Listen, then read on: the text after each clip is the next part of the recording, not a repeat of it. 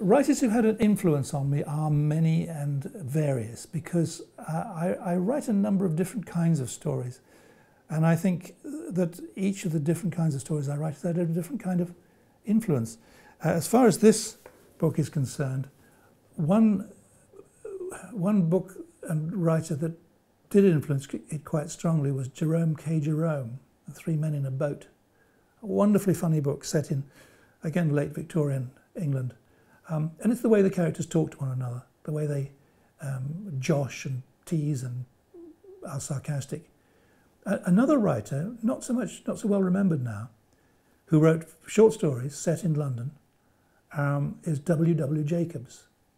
His stories about bargemen and shipmen and sailors and dockers and dock workers and scoundrels in general were very popular, hugely popular around the turn of the 19th, 20th centuries.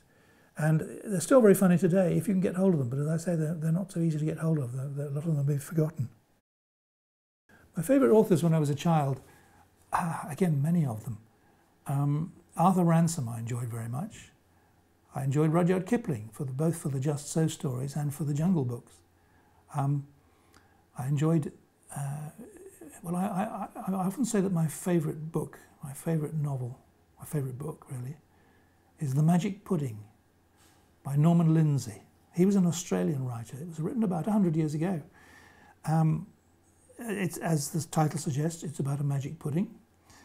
And it's just very, very funny. It's the funniest children's book ever written. Marvellous illustrations by the author, Norman Lindsay. He was principally an artist, principally a cartoonist and a painter. But in The Magic Pudding, and some of his adult novels as well, he's very funny indeed. I like him enormously. My favourite word, well, it's either cascade or cataract. The Cataract of the Nile, the Cataract of the Ganges.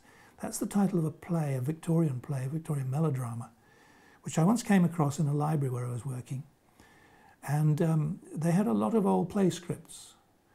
And there was this play called The Cataract of the Ganges. And there was a picture of a sort of waterfall, and there were elephants in the picture, and there were huge snakes, and there was fighting going on. It looked a tremendously exciting thing. So I was very fond of the word cataract for that association alone, but it's a lovely word, cataract. Authors writing, well, there are a lot of authors writing today for children who are very, very good. I could list a whole lot of them. Alan Garner, the great fantasy writer, is someone I particularly admire. We haven't had much from his pen in recent years for children, but the children's books he wrote in the 60s and later are still wonderful. Great, great works, I think. I'm very fond of Anne Fine, a very versatile writer, very varied. All sorts of different books she writes. Michael Morpurgo, a man whose prolificity I admire very much. It means he writes a lot. I like that. I sometimes think that quality comes out of quantity as much as the other way around. The more you write, the more chance there is of something good being there.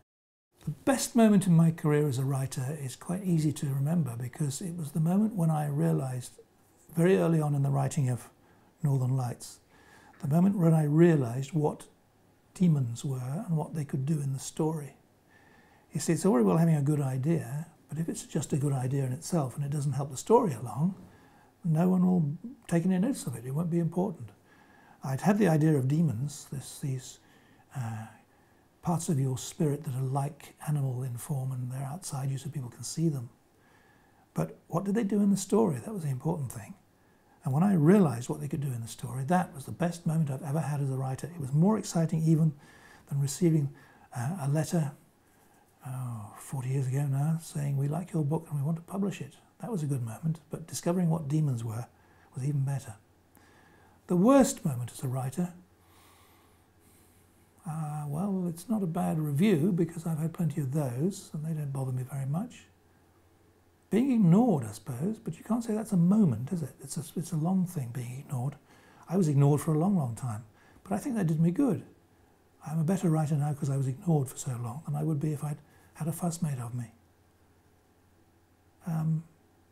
Not knowing what to write, having an empty page in front of me and nothing in my head, well, that happens very often.